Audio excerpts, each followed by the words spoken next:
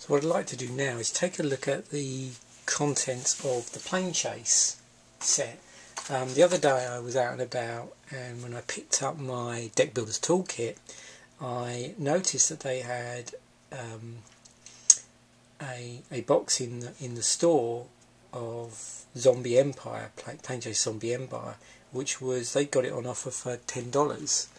There's a packet you can see, and I thought, well, I knew that there were certain cards in this particular set which I wanted to use for singleton and EDH use, and I figured if I snapped it up without really looking it up beforehand, because I wasn't totally familiar with the deck, there might be some cards in there which would save me money in the long run. And I was pretty pleased when I sort of opened it up and looked at the deck in a bit more detail and actually found out exactly what was in it.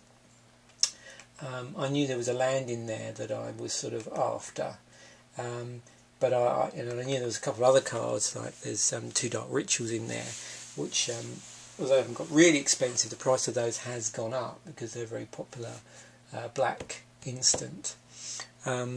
So I'm just going to go through what's in this set, because it's really important actually to keep your eyes open for bargains when you're out and about, particularly if, like a lot of people, you're getting more interested in EDH.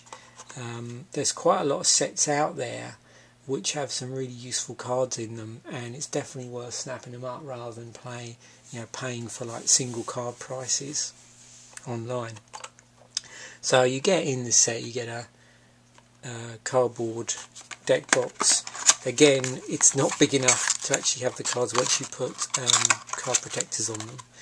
You have the actual Planechase cards themselves. You get 10. These Planechase sets, there's actually 4 different ones, and each one contains a pack of 10 of these special Planechase cards. The concept of the game really is that it's taking the sort of concept of the Planeswalker to its natural conclusion, and you're using the combination of cards and a dice to basically jump around to different planes as you're playing. Now the idea is that these Planechase cards are tuned to the deck that it comes with, and when you're playing in a group of people, because ideally it's a multiplayer game, everybody should have their own set of Planechase cards. So the obvious thing is to use the deck and the cards you get together, but you don't have to do that if you don't want to. You can pool your cards, you can use the same set of cards, and people can build their own decks to do it.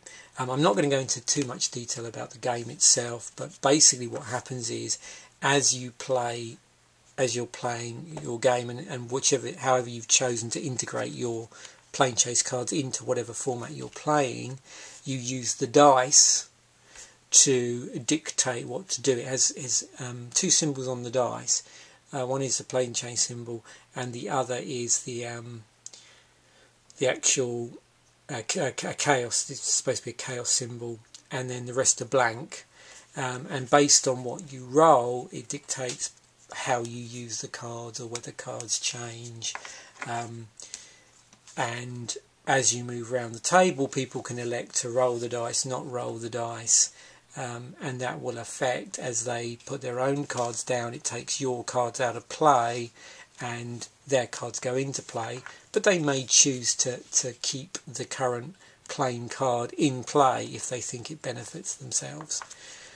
So really it adds quite a chaotic nature to the game. But like I said, the main reason I bought this was really for the deck and the cards in the deck. So I'll just go through these, show you what I've got. I've moved these around a bit so I can easier find the cards that I was after, because it's quite difficult when you're filming to actually film and think really hard about what you're doing. So we've got Beacon of Unrest, Grave Pact, Phyrexian Arena, Dark Ritual, 2 of those, Ascendant Evenka, Undead Warchief, two of those, Soulless One, a Death Baron, Cabal Coffers, Siphon Soul, Leech Ridden Swamp, there's 2 of those, Festering Goblin, 2 Festering Goblins, Dreadscape Zombie, Rotting Rats, Shepherd of Rot, Withered Wretch, Cadaverous Knight, Phyrexian Ghoul, Gravedigger, Corpse Harvester, Noxious Ghoul, Nefashu, Helldozer, Innocent Blood, Hideous End, Beseech the Queen, Siphon Mind, Cruel Revival, Incremental Blight, Consume Spirit, Profane Command, and then the rest is all swamped. As you can see, this is basically a mono black deck. So, let me just pull out the stuff. Okay, so this is the stuff that interested me the most. Like I said, is because I was looking for certain cards, and this is a great way of acquiring singles of the particular cards I was after. So first up we got the Cabal Coffers, which is a non-basic land, and you basically tap it with 2 colourless, and it adds black mana to your mana pool for each swamp you control. Now this particular card I think is probably the most expensive one in the deck, and if you bought this as a single, you're going to be looking to spend something between $7 to $8. Then we've got the Death Baron, which is a 1 black creature zombie wizard. Skeleton creatures you control and other zombie creatures you control get +1/+1 and have death touch. So of course you can see this deck is very much tuned round the presence of skeleton and zombie creatures. So it's it's a 2/2, and this particular one, where are we, is so that's $3 to $5, depending on what site you look at, where you get it from. So really we're looking at the price, how much it would cost you to buy these cards, not the value of the card if you were trying to sell them, which is something completely different. And then we have the Soulless one, which is a 3 in a black. Soulless one's power and toughness are equal to the number of zombies on the battlefield plus the number of zombie cards in all graveyards. And that particular one is going to, if you want to get hold of it, $2 to $3. Yeah, $2 to $3. Undead War Chief. There's 2 of those. So that's 2 black creature zombie. Zombie spells you cast cost 1 less to cast. Zombie creatures you control get +2/+1. $3 to $4. Ascendant Evnica, 4 black legendary creature vampire, flying. Other black creatures get +1/+1. Non-black creatures get -1/-1. So the other benefit one might get from buying a particular Planechase deck is, if you've got 60 cards in this deck already, it's some other way, and most of them are singletons, it's going to be some other way to preparing fairly easily an EDH deck. And this just happens to have a legendary creature in it, so you could use this as your general, whatever you want to call it, your commander.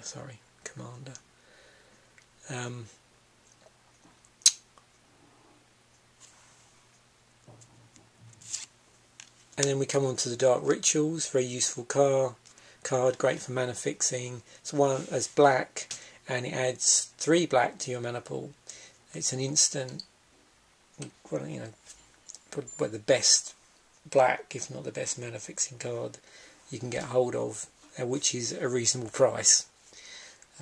If you sort of exclude all the Moxies and various other things that are just stupidly priced, this is great black mana fixing. Even so, you know, the cards can still set you back about $1 per card to get hold of. You know, unless you're lucky enough to say pull one from Ice Age or one of the other sets that it was in originally. Phyrexian Arena is an enchantment. It's 1 black black. At the beginning of your upkeep you draw a card and you lose 1 life. So it gives you card advantage every turn at the expense of losing 1 life. Grave Pact, 1 black black black.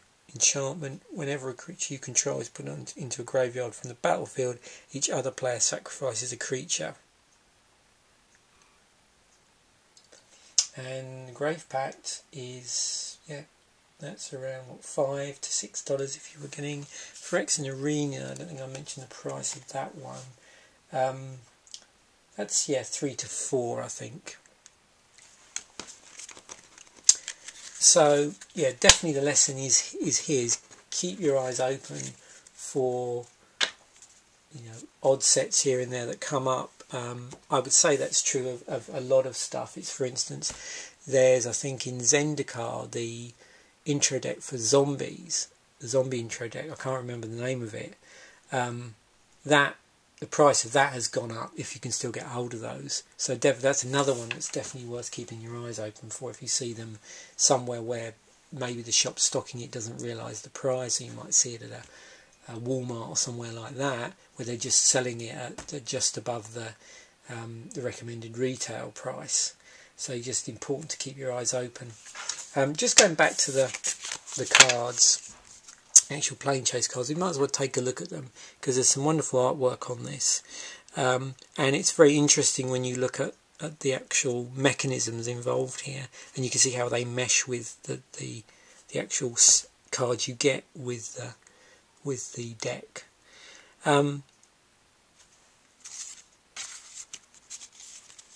But yeah, I do really like the artwork on the Magic the Gathering cards. So as, I don't know if I'm going to have to read these out or how clearly people can see this, but if you're able to read these, you can appreciate how these integrate with the cards. And so a lot of these involve things like, you know, cards being discarded into the graveyard. And some life gain here as well. So whenever a player, this one for instance, Fields of Summer, whenever a player casts a spell, that player may gain 2 life. Whenever you roll the chaos symbol, whatever they want to call it, you may gain 10 life. Players reveal each card they draw. Whenever a player draws a land card, that player gains 3 life. Whenever a player draws a non-land card, that player loses 3 life. All creatures have Wither. They deal damage to creatures in the form of -1/-1 counters. So that would be a great complement if you had, you know, maybe you're tweaking this deck to include some of the more recent stuff with poison counters. Whenever a non-black creature is put into a player's graveyard from anywhere, that player loses 1 life. And so on. The 4th sphere. Another great bit of artwork here. I'll try and get that so it doesn't reflect so much. At the beginning of your upkeep, sacrifice a non-black creature. Whenever you, and the chaos thing is whenever you roll chaos, put a 2/2 black zombie creature token into the battlefield.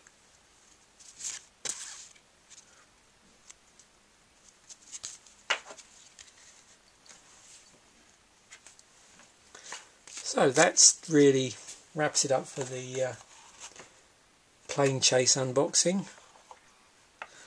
So once again, just the lesson here is keep your eyes open.